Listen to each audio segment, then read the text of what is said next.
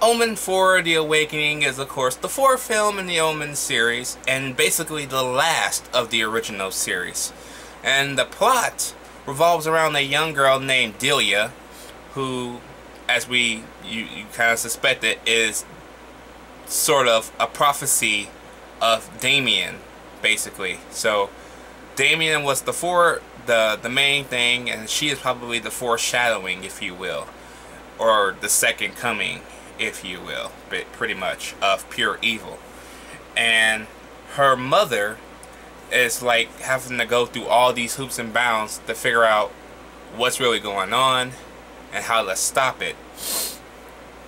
So basically, Omen 4 is technically a remake of the first movie, except they switched genders. Because in that movie, it was the guys. You had the son and you had the father, and then the mother was the one that was kind of on the fence about everything.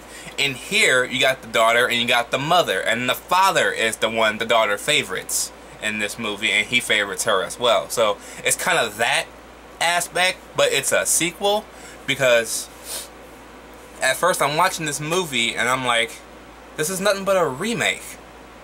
And then about halfway through the movie, the other half of the plot is revealed, and a little twist is revealed about this movie. And I'm like, ah, okay, that makes sense. That makes a lot of sense. I like this movie. I do. I don't hate it. I don't love it. But I like it. It was decent. I don't like some of the music choices they have in this movie, because it doesn't sound eerie at all. The music in this movie sounds like something you would see maybe off an R.L. Stine episode of Goosebumps, or Tales from the Crypt type music. It's not like hauntingly scary music, you know. It's like plain Jane type music. So yeah, acting is okay. I like the daughter. The daughter's great. She is a great little actress. She's gonna go so far in some places. And I liked her as Delia in this movie, because she's kind of weird. So that kind of works, because Damien was a weird little boy too. So yeah, they got that part right, so that's cool. The mom was cool, nice little redhead, but of course,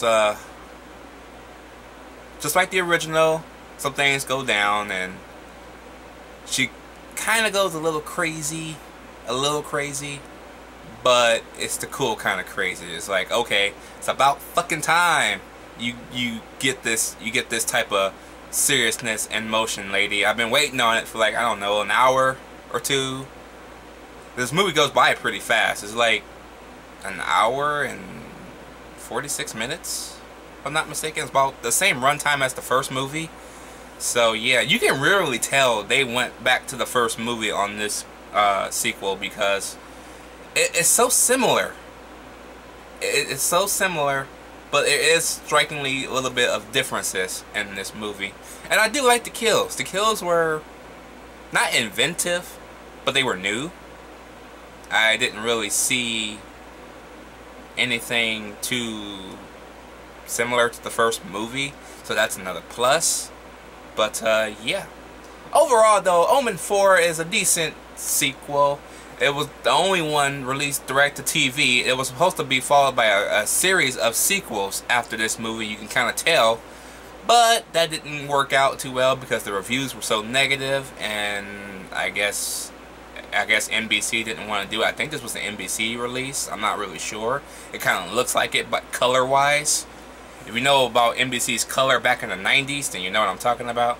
But overall, I'm going to give Omen 4 The Awakening a B. Let me know what you guys think about Omen 4 down below. Did you like it? Did you hate it? See you guys in the remake. Oh boy.